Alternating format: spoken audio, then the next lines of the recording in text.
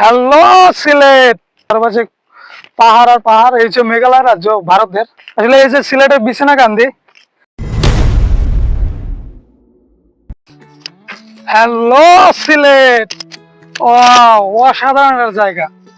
আসলে জীবনে প্রথমবার সিলেটের উদ্দেশ্যে, প্রথমবারে সিলেটে আসার পর আসলে একটা অনুভূতি এসে যায়।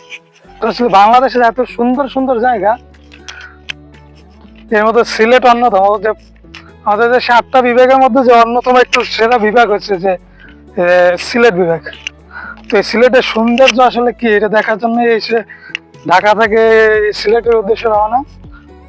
অবশ্যই সিলেট এসে পৌঁছালাম। আসলে এই যে সিলেটের বিছনাকান্দি জায়গাটা খুবই সুন্দর এবং অসাধারণ একটা জায়গা। আসলে আসলে ঠিক এই জন্যই হয়তো বা সিলেটকে প্রকৃতি কন্যা বলা হয়।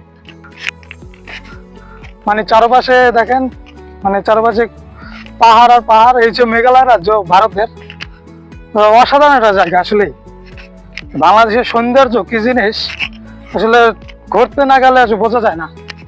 তবে এটা বলতে পারি যে এই যে ঢাকা থেকে সেই পুরো রাত্র জার্নি করিয়া এই যে সিলেটের উদ্দেশ্যে আসা এবং সিলেটের এই সৌন্দর্য উপভোগ করা, এগুলো খুব অসাধারণ। আবার গুলো ছোট ছোট অনুভূতিগুলো আসলে মানুষের জীবনে খুব দরকার, প্রয়োজন। কারণ ট্যুর মানুষের জন্য অবশ্যই প্রয়োজন। কারণ ট্যুরের মাধ্যমে যে আপনি বাংলাদেশ সম্পর্কে জানতে পারবেন, দেশ সম্পর্কে জানতে পারবেন, বা দেশের আনাচে কানাচে কি কি আছে। আসলে এই জায়গাটা না আসলে আসলে এই জায়গা সম্বন্ধে জানতাম না, কিছু বুঝতাম না। আসলে ভিডিওতে শুধু দেখতাম বা মানুষের মুখে মুখে শুনতাম যে সিলেট জেলা, সিলেট বিভাগটা আসলে খুব সুন্দর। তো আজকে সিলেটে আইসে উপভোগ করলাম যে আসলে জায়গাটা কেমন। মানে এক কথা অসাধারণ, মানে বলার মতো কিছু নাই।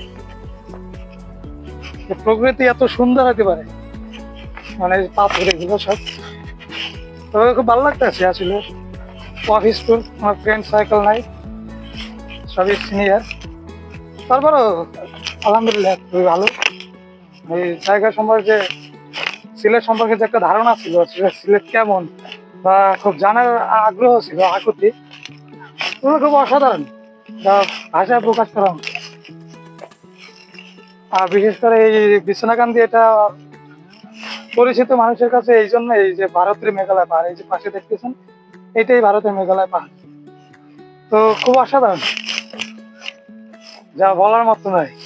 আসলে এইসব সৌন্দর্য আসলে ভিডিওতে দেখে উপভোগ করার কিছু নাই, বা এখানে না আসলে আসলে এই সম্পর্কে বোঝা যাবে না।